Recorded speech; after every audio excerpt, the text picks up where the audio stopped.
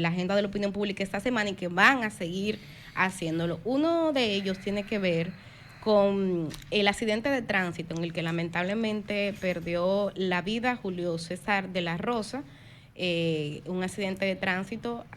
Quien está siendo imputada es una joven, Scarlett Valentina Mujica Zapata, y es una de esas tragedias que como sociedad nos da la oportunidad también de revisar qué cosas estamos haciendo bien o mal en estos temas, para justamente abordar cuál es el protocolo correcto que se debe seguir ante un accidente de tránsito. Tenemos ahora en la línea telefónica al abogado Brunel Ramírez, a quien le vamos a dar la bienvenida formal a este Sol de los Sábados. Buenos días, Brunel, bienvenido. Buenos días, muy buenos días, a su orden, listo para conversar con ustedes. Bueno, hay muchas preguntas en relación a este caso, Brunel. Una tiene que ver justamente con cuál sería en realidad las consecuencias legales que pudiera sufrir una persona que, al igual que esta joven Scarlett, se ve involucrada en un accidente de tránsito como este. O sea, cuáles son las garras que tiene la ley que pudiera, en términos legales y penales, estar enfrentando una persona ante una situación como esta. Quisiéramos comenzar por ahí.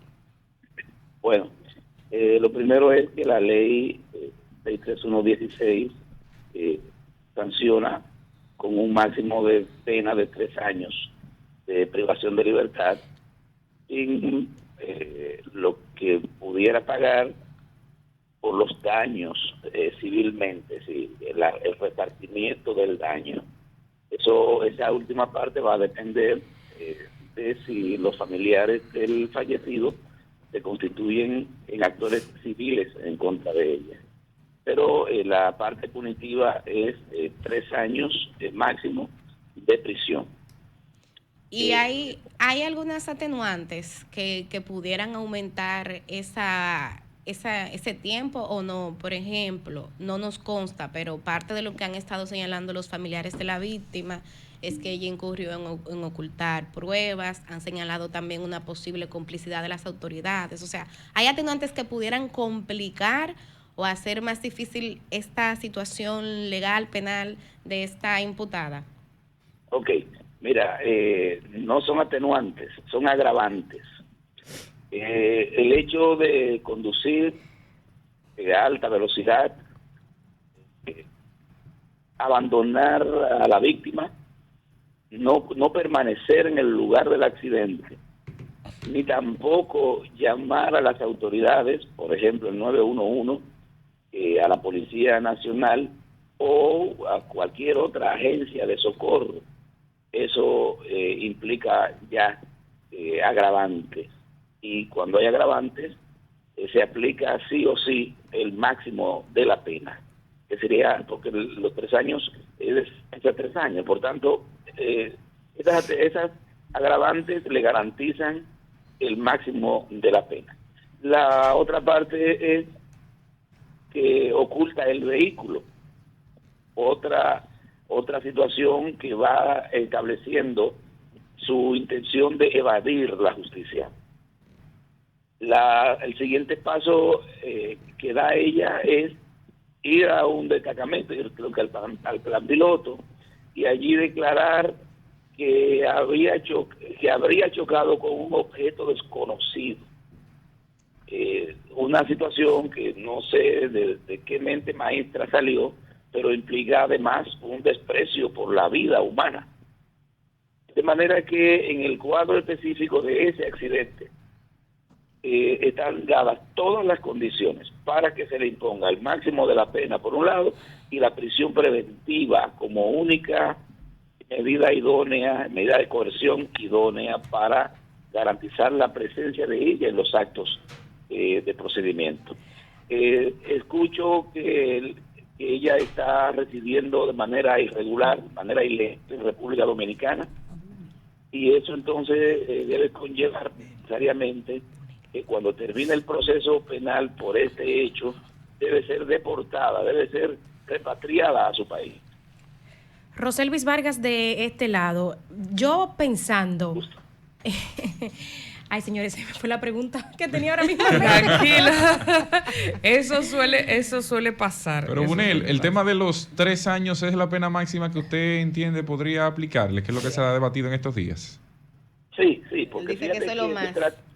Es el máximo. En principio es un accidente. Pudiera la investigación arrojar que no es un accidente y la figura sería necesariamente o el homicidio voluntario. Que esa tendría que pena en caso Pero, de que... pero ya eso es un tema que lo tendría que determinar la investigación. Pero ¿y cómo pudiera alegarse homicidio involuntario, Bunel, si no deja de ser como quiera un accidente de tránsito? ¿Él dijo voluntario o involuntario? Involuntario. No, voluntario. Él dijo voluntario. Exactamente. Eso le quería preguntar el voluntario porque estuve escuchando declaraciones de otro profesional del derecho y decía que si se intentaba tipificar como homicidio, que es lo que el papá de Julio César de la Rosa, que igual tiene el mismo nombre, estaba buscando, no habría forma de verlo como homicidio voluntario, sino como homicidio involuntario, y que como involuntario lo máximo que le cabría es una pena menor a la de los accidentes de tránsito, lo máximo que le cabría son 2 años de prisión. Entonces, quisiera que usted nos aclare si hay forma de que esto sí pueda y bajo qué alegatos puede tipificarse como homicidio voluntario siendo un accidente de tránsito. También si pudiera ser homicidio culposo, porque en la zona en la que fue hay un semáforo. Vamos a ver, Bunel, adelante. Vamos a ver. El homicidio involuntario, la palabra lo dice, te ves involucrado en una situación que deriva en la muerte de alguien sin tú proponértelo. Eso está tipificado en el Código Penal. El accidente, en principio, es un homicidio involuntario. Por eso tiene una pena benigna, ¿no? Ahora, el voluntario, la palabra lo dice, tú quieres hacerlo, lo hiciste pudiendo haberlo evitado. Para saber si es un homicidio voluntario, porque una persona puede matar a otra con un vehículo queriendo hacerlo. No necesariamente porque sea con un vehículo es un accidente. Puede ser un homicidio voluntario atropellar a una persona con un vehículo.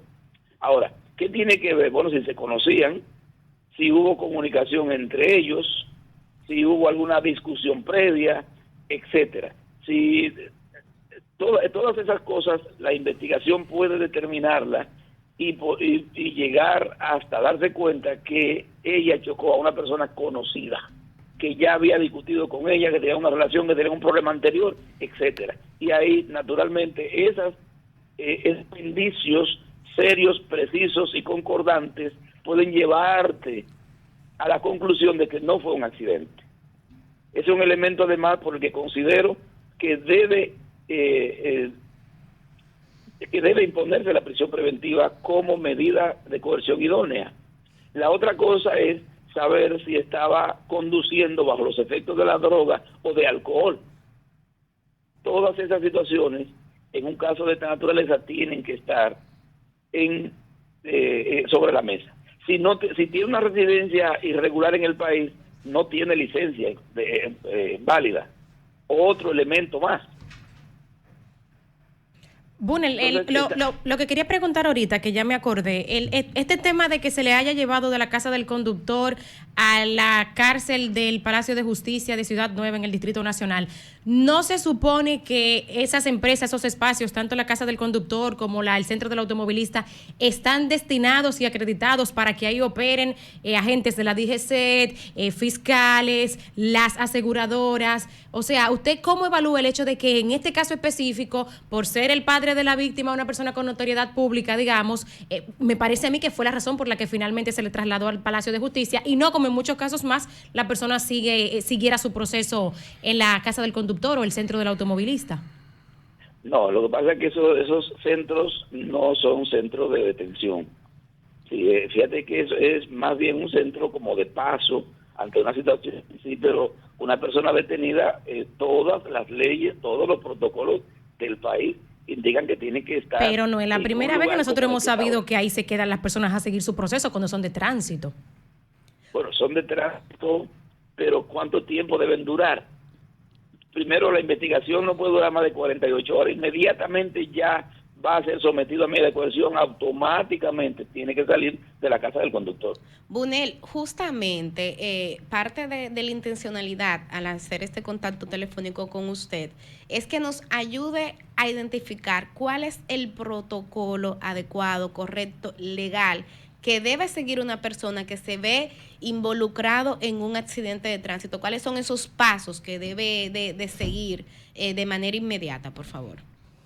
Bueno, lo primero es respetar los límites de velocidad, respetar todas las señales de tránsito, los semáforos, etcétera. Pero si llegas al accidente, independientemente de todo eso, es permanecer, socorrer a la víctima es fundamental, es de humano además.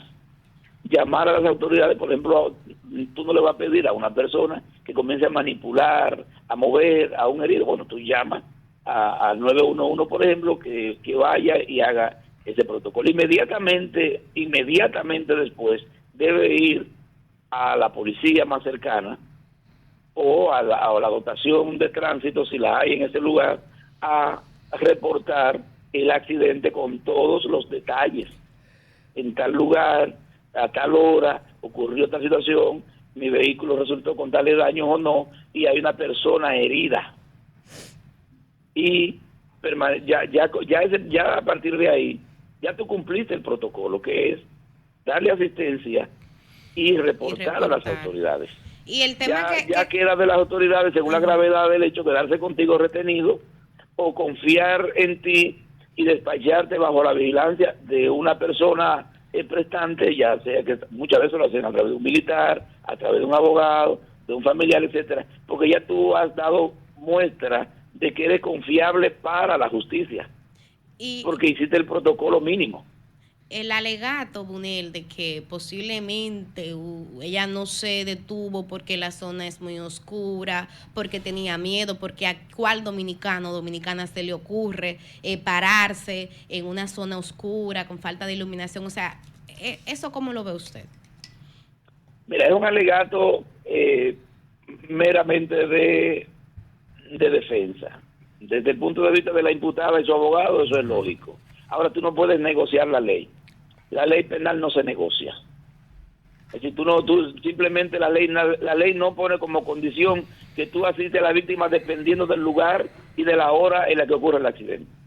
Ella simplemente violó la ley en ese aspecto, y así es como tiene que verse, y punto, más nada.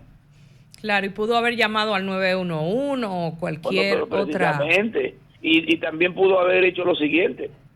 Por la zona donde ocurrió, ella pudo, por ejemplo, haberse movido mientras llamaba a las autoridades. En el pleno centro de la ciudad, señores, frente a la dirección de pasaportes, o sea, díganme ustedes, ahí no era que había peligro de que le entraran, ¿quién? Bueno, pero precisamente, claro. Por ahí tiene varias entidades gubernamentales que en todas, sin duda, hay militares y policías. Bunel, acabo de ver una información de que la Cámara de Diputados fue apoderada de un proyecto de ley para que se incluya en el currículum del sistema educativo una asignatura sobre educación y seguridad vial que sería de manera obligatoria en los centros públicos y privados a nivel nacional. Esta iniciativa pues está para analizarse, fue apoderada como ya hemos mencionado. Quisiera saber su opinión al respecto. Mira, yo todo lo que pueda ayudar a una mejor ciudadanía, yo la comparto y estoy totalmente de acuerdo. Sin embargo, fíjense que cada tema de relevancia aquí a cada tema se le quiere hacer una ley y finalmente no terminan en nada. Yo creo que para que el Ministerio de Educación incluya esa materia en el currículum, en la currícula escolar, eso no tiene que tener ninguna ley. Simplemente el ministerio puede hacerlo por una orden ejecutiva, por ejemplo. Entonces, yo no entiendo una orden departamental. Esa ley, eso y nada es exactamente lo mismo. Aquí a todos le queremos hacer una ley. Ahí andan inventando con una ley de castración y cuestiones que se le ocurre a cualquier persona que quiere que los medios lo destaquen. Eso no tiene que hacerse por ninguna ley. Muy bien, bueno, pues muchísimas gracias a Bunel Ramírez, abogado. Muchas gracias, Bunel, por compartir tu sapiencia profesional y legal con nosotros en relación a cuál es el protocolo correcto que se debe de seguir ante cualquier accidente de tránsito. Muchísimas gracias. Gracias a ustedes. Cambio y fuera. El sol